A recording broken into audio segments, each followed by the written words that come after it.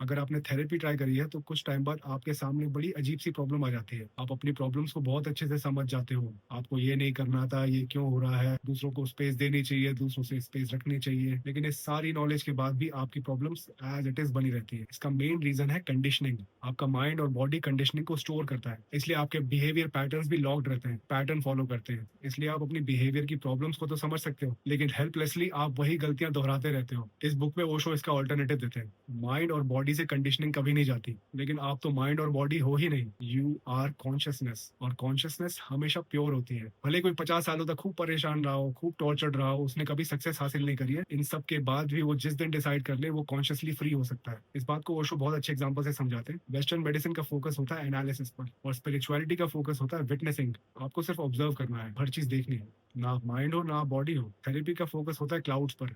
Cloud यानी चिंता, परेशानी, anxiety, fears, mental creations. Therapy ये समझने की कोशिश करती है कि ये परेशानियां आ कहां से रही है। लेकिन अगर आपको बचपन की साइंस क्लासेस याद है, बादल बनते हैं वाटर साइकिल से, और साइकिल का ना बिगिनिंग होता है ना एंड। जब आप थेरेपी करते हो तो आप एनालिसिस में उलझ जाते हो। अगर आप अपनी प्रॉब्लम्स का ओरिजिन समझ भी जाओ, उससे आपकी लाइफ चेंज नहीं होती। और दूसरी तरफ है स्पिरिचुअलिटी। आपकी कॉन्शियसनेस स्काई की तरह होती है, एंडलेस, बादलों से ऊपर। इसलिए आपको बादलों में उलझने की जरूरत नहीं है। Realise that you are consciousness. आप प्रॉब्लम्स में उलझे रहते हो, लेकिन आप प्रॉब्लम्स हो ही नहीं। प्रॉब्लम्स माइंड से आ रही हैं, and you are not your mind. As soon as you realise this that you are consciousness and you start watching your problems from above the clouds, एक विटनेस की तरह, एक साक्षी की तरह, तब आपका ट्रांसफॉर्मेशन स्टार्ट हो जाएगा। Read this book to learn more.